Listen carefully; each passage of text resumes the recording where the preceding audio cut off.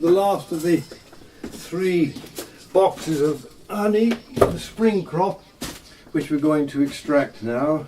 This is called a super frame, and you can see the sealed honey there, and that's the unsealed. And at this stage, this honey is considered ripe, and you can check that by putting it on its side, and nothing drips out. So it's well ripened honey. So I'm now going to put it on this tray and remove the capping. The bees have sealed the honey into the wax, and this is their method of storage. When their cells are full, they seal it with wax, and then it can last for years and years and years. So this comb now has been decapped, and so I'll pass this over to Des. He places that in, and we'll put, with this frame, we can put 6 frames in before it starts spinning. Yep, that's great, Des. Well done. This is the collector. It collects the wax from the capping, so it's called a capping tray, and this is the cappings that I take off the tops of the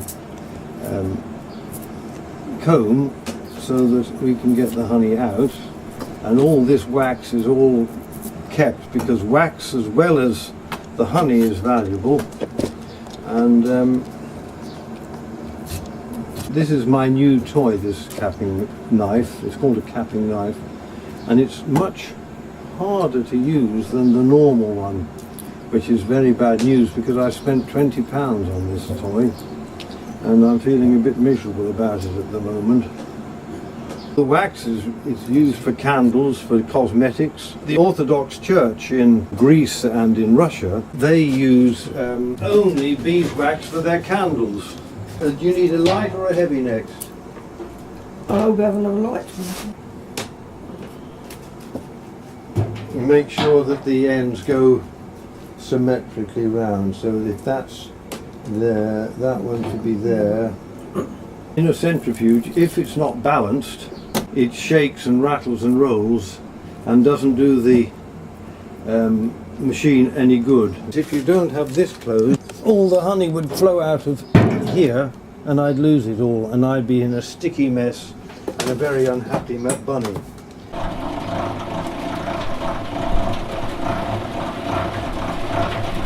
Now when we've taken a fair amount out of one side, we stop and then take some out of the other side, because if you do it too fast it would blow the weight through the comb. So Des is going to relax now.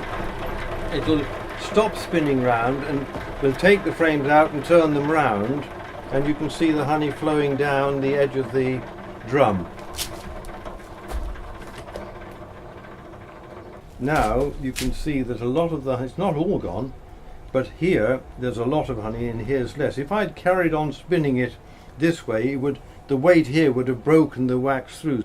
And so what you do is you just turn the frame over. It does 180 degrees. And then spin it again, and then we come back to the original side.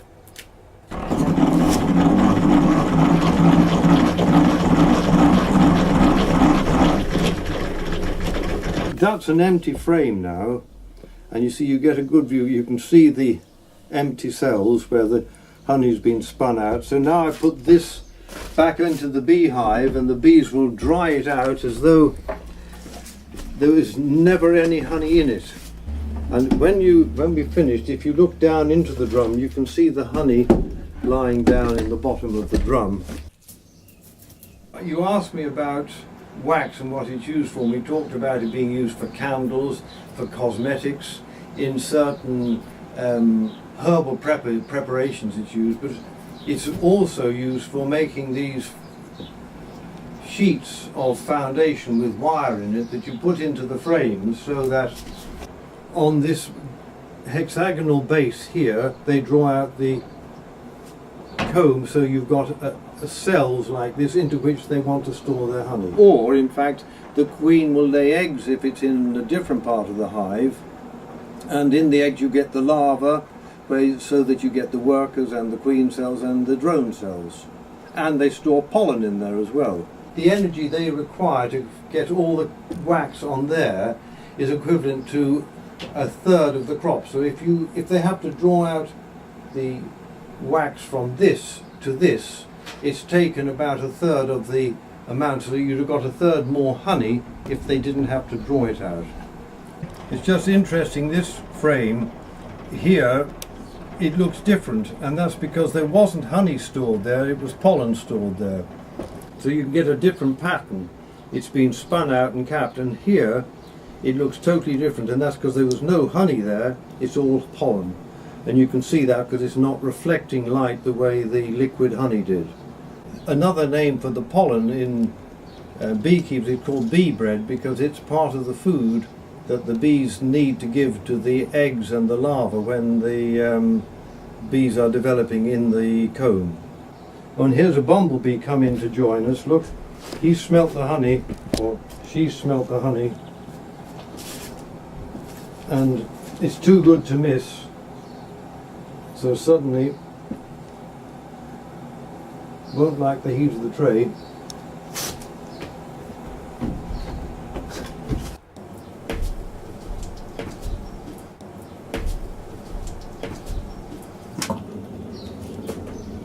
There's so much pollen in there.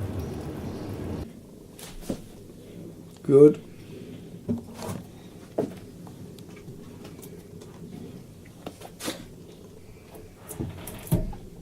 This is a slab of beeswax. In fact, you can see it came out of this dish. So in this dish there's molten honey and beeswax, and if it's left, it'll sediment, and you'll end up with a little slab of wax like that. And this is a little, it looks like a plug or a cork, and in fact that's propolis, which is the bee glue that I've talked about before. You see on the edge of the frames, like on here, you can see on the edge this ridge of, and some people collect propolis because of its antibacterial properties, and it's used in, this is used as a solution in lots of herbal preparations.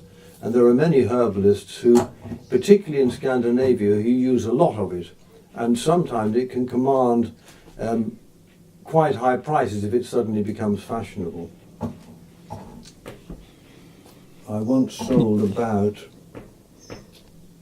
8 ounces for £15 or something. I thought I was in the money. Okay, now that's all we need at the moment, Des. We need to do a spin, so my turn to put a bit of muscle into this.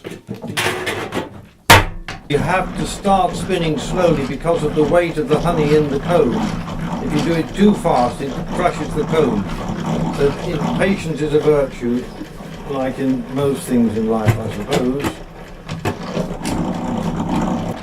You can see it coming out all right there.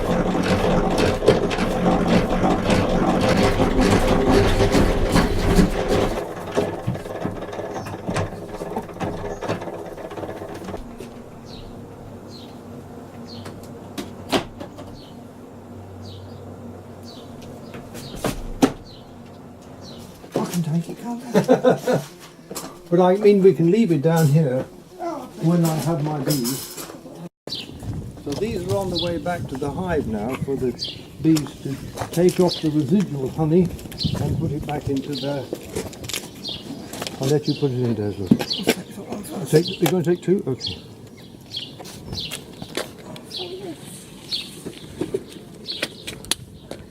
Done and dusted. This morning we've got to the final stage of extracting honey. Yesterday we uncapped all the comb, we then put it into this centrifuge, spun it down.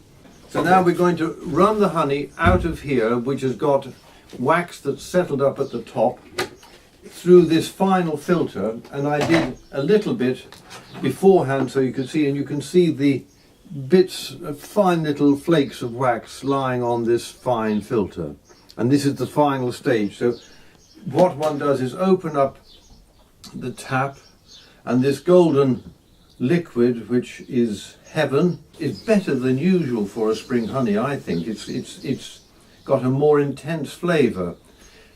I can't identify a specific flavour, because it's gathered from a whole lot of plants in the garden at Wiston. I'm now going to turn off the tap,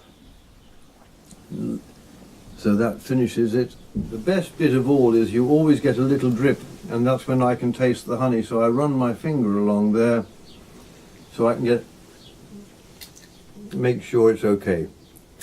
The critical thing here is that I don't get distracted, so that I look away and forget the honey's going in and it starts pouring on my shoes or on the floor, and I've got a horrible sticky mess. And again, it's one of the reasons that I do my extracting in my territory rather than in my wife's territory like the kitchen or her studio, because inevitably you have bits of propolis, bits of wax and the odd drip of honey floating around, and everywhere gets sticky.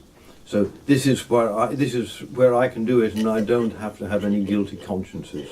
Now I'm going to lift this and we just get the final product of our honey.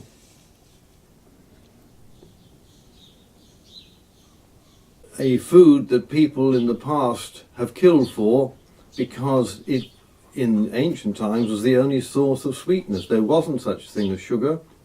Delicious. When I started beekeeping over 30 years ago, I was very interested in harvesting honey, but also natural history was a fascination and a hobby. Honey is no longer my major reason for keeping bees. I also want to keep them because I want to help the insect world. All of us have a responsibility to try to help, not just take the honey, this lovely stuff, but actually to help them survive and get through a crisis that they're going through at the moment. Here endeth the lesson.